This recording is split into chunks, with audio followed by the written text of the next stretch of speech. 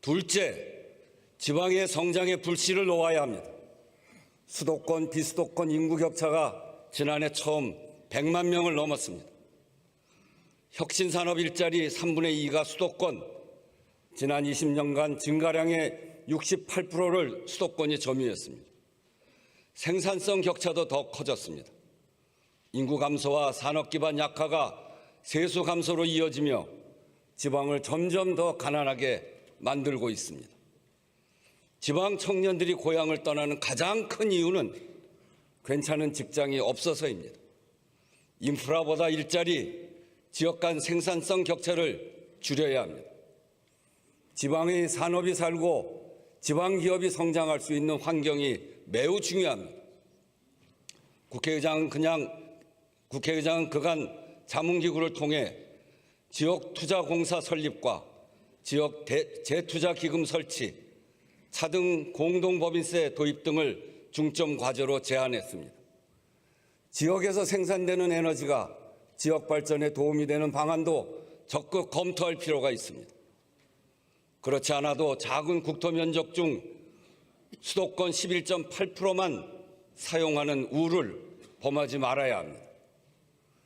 이제 국회에서 구체적으로 논의해 봅시다. 지난해 국회 입법지원기관들이 공동으로 다차원적 불평등 지수를 개발했습니다. 소득, 자산, 교육, 건강, 4차원을 종합적으로 분석했더니 자산 불평등이 심화하고 있으며 주로 지역 변수에 기인했습니다. 올해는 거주, 교통, 문화, 의료 등까지 포함한 지역 간 격차 분석을 계획하고 있습니다. 의원님들의 입법 활동을 더욱 깊이 있게 지원하겠습니다. 최근 구체화하고 있는 지방정부 행정통합 논의도 지역별 특별법 제정을 통해 잘 뒷받침해 나가도록 합시다.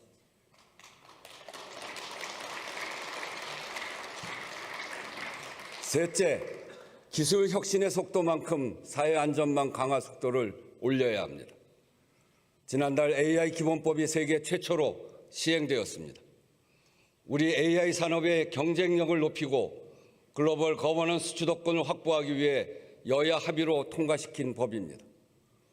한국형 AI 생태계의 법적 기반을 완성하는 후속 입법, 유관 기관의 AI 활동을 위한 입법에도 힘을 모아 추진해 나가야 합니다. 이와 동시에 AI를 비롯한 기술 혁신 도입으로 새롭게 제기되는 문제들, 다양한 갈등 이슈에 대해서도 국회가 선제적으로 대응해 나아가야 하겠습니다. 최근 조사를 해보면 우리 국민 열의 9은 경제적 양극화가 심각하다고 인식하고 있습니다. 매우 심각하다는 인식이 3년 전보다 크게 늘었습니다. 직장인 10명 중 8명은 AI 확산으로 사회 전반의 불평등 심화가 우려된다고 답하고 있습니다. 소득 재분배 기능과 복지, 사회 안전망을 강화해야 합니다. 전일제 상시 고용임금 노동을 전제로 설계된 현행 사회보험은 특수고용, 프리랜서, 플랫폼 노동 같은 새로운 고용 형태를 반영하고 있지 못할 뿐더러 다가올 위험에 대응하는 데도 한계가 있습니다. 국회 사회적 대화 협의체에서는 지난 6개월 동안 산재보험과 고용보험 확대를 위해 구체적 방안에 대한 이견을 좁히는 한편 AI 전환에 노동과 산업, 사회에 미칠 영향을 두고 노사가 함께 논의할 주요 의제를 압축해왔습니다. 이 같은 논의가 성과를 내고 입법으로 이어지려면 안정적이고 지속 가능한 틀이 있어야 합니다. 국회 사회적 대화 기구의 법제화가 꼭 필요한 이유입니다. 관련 국회법 개정을 서둘러 주실 것을 요청드립니다. 넷째, 생명 안전을 강화해야 합니다. 생명 안전에도 격차와 불평등의 그늘이 엄연합니다. 산재 사망률 OECD 1위, 사망사고 대다수가 50인 미만 사업장에 몰려 있고 건설사고 사망자의 경우 하청 노동자 비중이 계속 증가해 60%를 넘기고 있습니다. 목숨을 담보로 일하는 산업 현장이 밑바탕에 깔린 구조로는 성장을 지속할 수 없습니다. 반복적 사망 사고의 책임을 더 엄중히 묻는 산업안전보건법의 개정, 중대재해처벌법 집행을 위한 수사기관의 전문성 확보와 입법 취지에 걸맞는 양형기준 마련, 산재보험 선보상 제도 도입, 정부와 국회, 법원이 함께 움직여야 할 과제가 많습니다. 국회가 적극적으로 나서서 변화를 이끌어낼 수 있도록 의원님들의 관심이 필요합니다. 우리 국민의 생명과 안전을 국가의 기본 책임으로 명확하게 하는 생명안전기본법이 처음 발의된 지 6년이 지났습니다. 그 사이 이태원 참사와 오송 참사, 그리고 또 여객기 참사가 일어났습니다. 개별 사고마다 특별법을 만드는 방식으로는 사회적 참사의 악순환을 끊을 수 없습니다. 무고한 희생을 거듭하면서 확인하는 이 비정한 입법 지연을 더는 이어가서는 안 됩니다. 세월호 참사 17주기가 되는 오는 4월 16일 국민 안전의 날 이전에 국회가 책임 있게 이 법을 마무리할 수 있도록 속도를 내주시기를 의원님 여러분께 당부드립니다.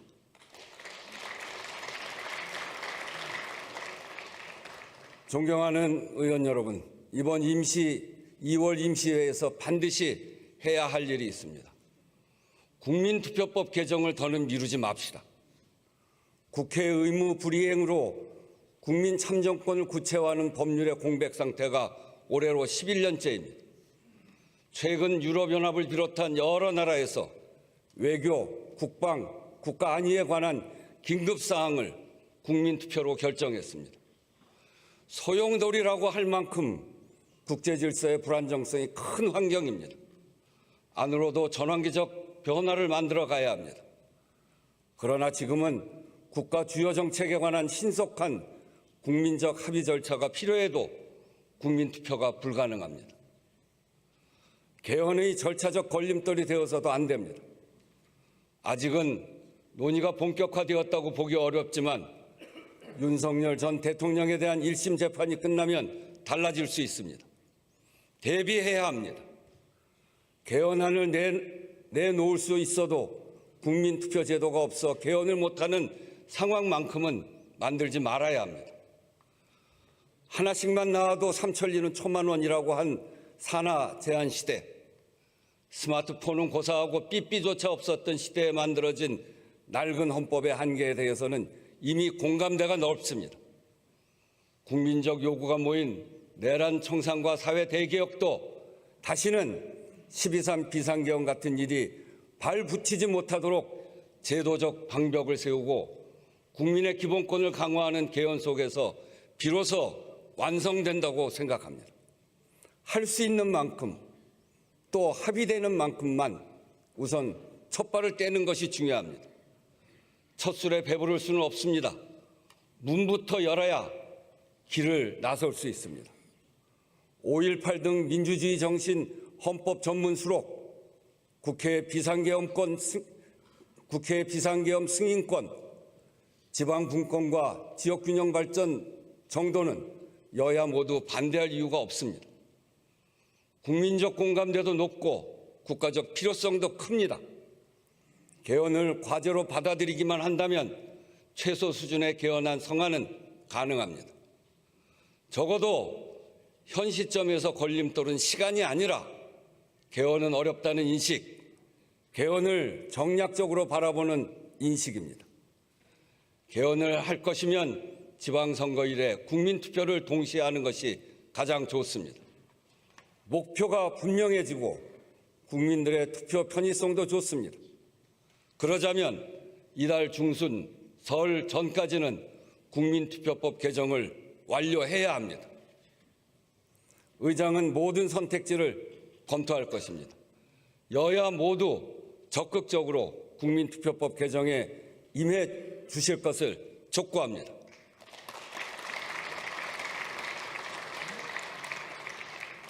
국회 개혁에도 뜻을 모읍시다. 국회 운영의 비효율성, 비생산성은 사회적 비용을 증가시킵니다.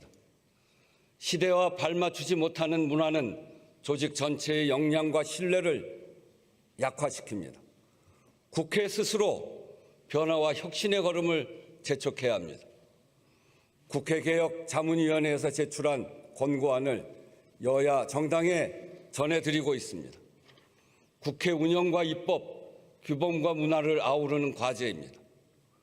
추진 절차와 그에 따른 적용 시기에 차이가 있겠습니다만 국회 윤리특위 상세라는 후반기 원구성부터는 반드시 적용되기를 바랍니다. 2018년 비상설특위 전환 후 구성 지연과 징계안 심사의 장기 표류가 반복되었습니다. 우리 22대 국회도 지금까지 윤리특위를 구성하지 못했습니다. 국민들 보시기에 부끄러운 일입니다.